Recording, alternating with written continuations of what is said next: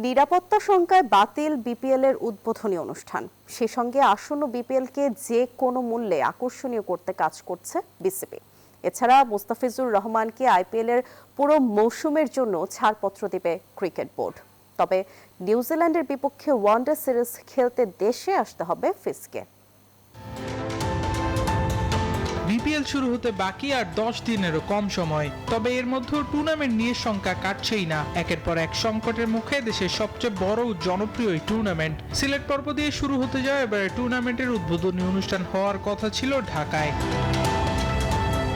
তবে নিরাপত্তার শঙ্কায় বাতিল করা হয়েছে বিপিএল এর উদ্বোধনী অনুষ্ঠান, এমনটি নিশ্চিত করেছে বিসিবি সভাপতি আমিনুল ইসলাম বুলবুল। বিপিএলকে চ্যালেঞ্জ বলা হচ্ছে, এটা তো এটা 12তম আসর আমাদের, এবং সব আসরেই কিছু ভালো কিছু খারাপ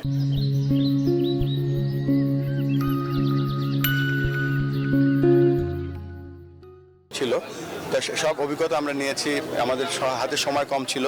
উদ্বোধনী অনুষ্ঠান নিয়ে একটুখানি কথাবার্তা চলছে, কেননা আমরা সিকিউরিটিটা আমাদের কাছে অনেক বড় একটা ব্যাপার, তো সবকিছু পর্যালোচনা করছি আমরা, তারপর সিদ্ধান্ত নেব। এছাড়া BCB cricket operations chairman Nazmul Abedin Fahim কথা বলেছেন মুস্তাফিজুর রহমানের আইপিএল এ পুরো সিজন খেলার বিষয়ে। তিনি জানান পুরো সিজনের জন্যই এনওসি দেয়া হবে ফিসকে, তবে খেলতে হবে নিউজিল্যান্ডের বিপক্ষে ওয়ানডে সিরিজে।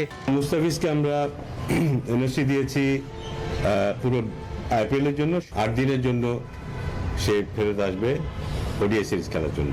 নিউজিল্যান্ড সিরিজে ওডিআই যে 3টে ম্যাচ থাকবে সেখানে ও জাতীয় দলের পক্ষে খেলতে চলে আসবে।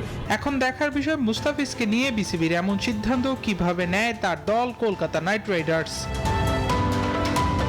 আবরার আল দাইয়ান, নিউজ 24।